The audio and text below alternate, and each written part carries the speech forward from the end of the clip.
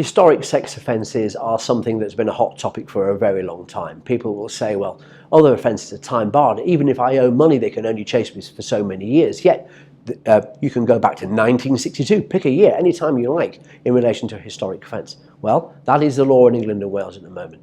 The 1956 Sexual Offences Act is still good law to the effect that if you committed an offence before the 1st of May 2004, you can be prosecuted pursuant to that act, as you can certain other acts, which I won't go into in this video. Then, after the 1st of May 2004, you had the Sexual Offences Act of 2003, and therefore the more modern offences, although they are now, of course, aged, because that is the date of the Act of Parliament. However, the circumstances are prejudiced so far as I'm concerned in relation to my clients here. If you're going back to 1962, 1972, 1982, 2002, even 2012, whenever, the thing is this: witnesses may have died. Schools, if you were a school teacher, may have been knocked down. They may now be flats or something along those lines. Paperwork has been destroyed. Archives have been removed. Witnesses are no longer available. Some may be dead, some may be senile, some may be in Australia. Okay, these days with Zoom and such, you can get hold of people. But the fact is, it's prejudice.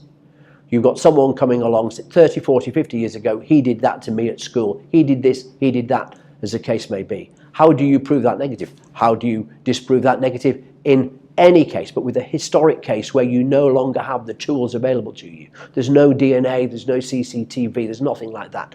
So what do? You try and get whatever you can by way of third-party material, especially if it's social services records or school records, if they are adults now complaining as though they were children. Try and get any evidence that you can to prove that was not the case. Try and get photographs of the time. If someone says it happened in this room, are there any photographs? Did you take any photographs? Is there anything in historic libraries or anything like that that shows that you weren't there, you couldn't have been there? Passport entries, you name it. So you've got to look deep into the case. You've got to look at the fact with another prejudice is that some people may have been interviewed back at the date. But how were they interviewed? Were they interviewed in the old cassette tapes? Have those cassette tapes have they been destroyed? Where are they? Have we got a transcript of what they said? What was said? How do you know what was said? So you're always looking at prejudice. And although you'll draft a defence statement, which would be a very robust document dealing with all the questions and dealing with your client's defence, the fact of the matter is that prejudice is the biggest sticking point here. And the prejudice is something that the juries are given a warning about by the judges. However, it doesn't stop the prosecution. And you have to take this case on with whatever materials you are given.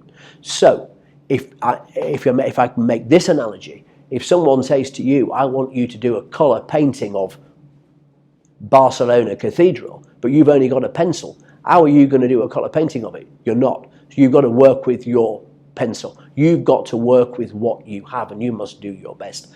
These are the difficulties, because the penalties are severe.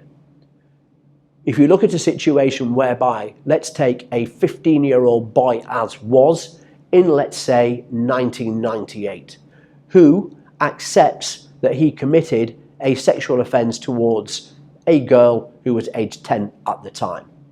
Now, if he'd been dealt with at that time, thinking about how things have changed in the years, whether it was the 70s, 80s, 90s in my example, he may have got a slap on the wrist at the time. I'm not saying that a sexual offence deserves a slap on the wrist, it doesn't. But he would certainly, or most certainly, have been given a sentence in a youth court that would be less than he would get now. Because he will be sentenced as an adult, as though he committed that offence yesterday, albeit that the judge will be looking at the sentencing guidelines with an eye on what the sentence would have been long since.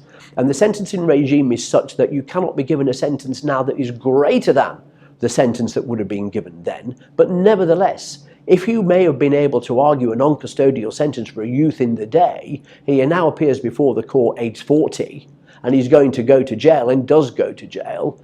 I think there's an element there of unfairness, and in my respect, where the government are, my respectful opinion, where the government are looking at more convictions, that's not the answer. Even where people plead guilty, one needs to look at the sentencing regime as well, and overall the sentencing regime, so that people can be dealt with. They're going to be dealt with on historic crimes from all those years ago without very much evidence. If they're found guilty or plead guilty, then they ought, in my respectful opinion, to be sentenced in a similar vein.